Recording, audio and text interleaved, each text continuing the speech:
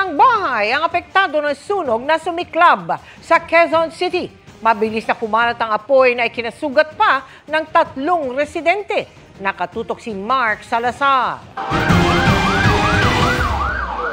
Mula sa himpapawid, makikita ang lawak at bilis ng pagkalat ng apoy sa informal settler community sa Barangay E. Rodriguez, Quezon City. Matapos lang ang 15 minutos nang iulat ang sunog alas 12 ng tanghali, ay umabot agad sa 4th alarm ang sunog. Nasa 300 bahay ang apektado. Tulog po kami sa bahay. Nagulat na lang po kami, nagsisigawan na po na may sunog. Sobrang lakas na po. Yung tatay ko po, yung mga kapitbahay po namin, umakyat po sa bubong pero tinry po nila i-fire extinguisher pero wala na po talaga. Walang pagkakataong magsalba ng gamit ang maraming residente. Yung mga documents, lahat, wala na salba kahit sana yung mga documents lang wala talaga.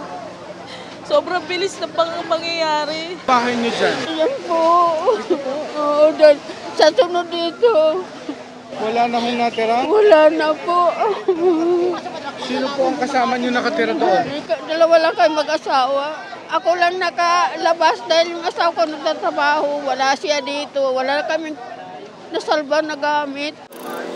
Kahit mga alagang hayop na trap sa bilis ng pangyayari. Sa pagresponde ng mga bumbero, dagdag na peligro ang sunod-sunod na pagsabog ng mga LPG.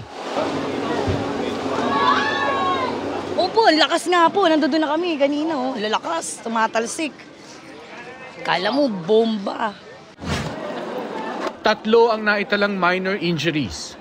Nahiwa po. Nalaglag po sa bubong. Anong ginagawa mo doon? Binabasa po yung mga kasi malapit na yung sa amin kaya inaagapan lang po namin. Nagkataon na nadulas. Kaya ayun, na-aksidente. Patuloy ang investigasyon ng BFP sa sanhi ng apoy. Pero ang ilang residente may sinasabing pinagmulan at dahilan ng sunog. Opo, cellphone daw po, naiwan. Opo, nagcha-charge. Bago mag-alas 2 kaninang hapon, idiniklara ng fire under control ang sunog. Pasado alas 3 naman, tuluyan ang naapula ang sunog. Para sa GMA Integrated News, Mark Salazar, nakatutok 24 oras.